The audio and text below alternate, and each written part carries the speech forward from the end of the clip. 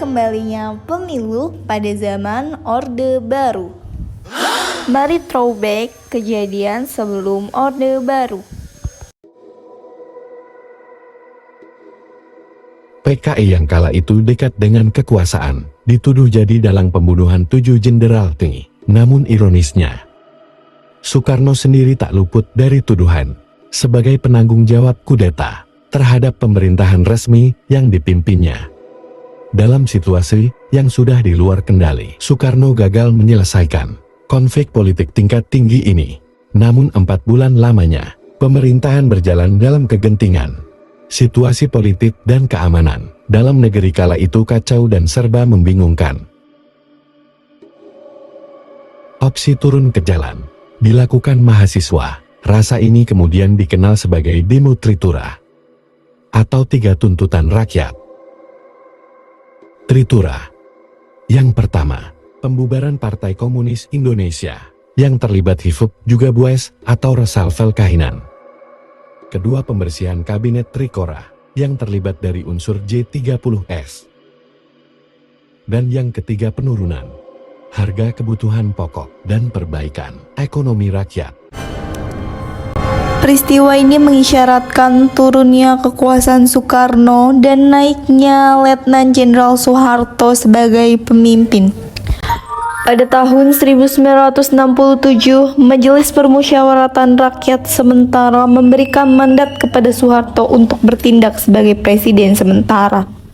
Namun mandat ini bersifat sementara karena menunggu penyelenggaraan pemilihan umum yang awalnya dijadwalkan pada tahun 1968. Tetapi rencana itu gagal.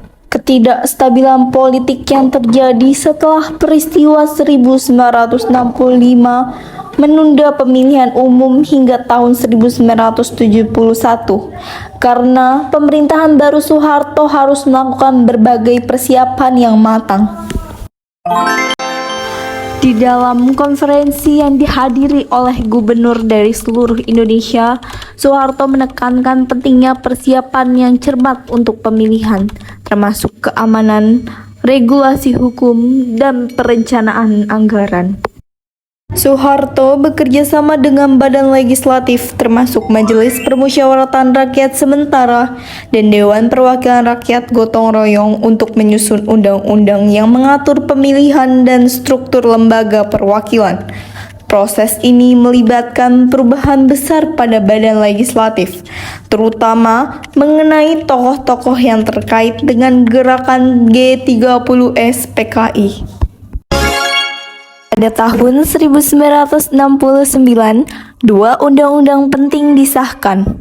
Undang-Undang Nomor 15 Tahun 1969 mengatur mekanisme pemilihan. Sementara Undang-Undang Nomor 16 Tahun 1969 menetapkan kerangka hukum untuk struktur badan perwakilan dan memperkuat dasar Orde Baru.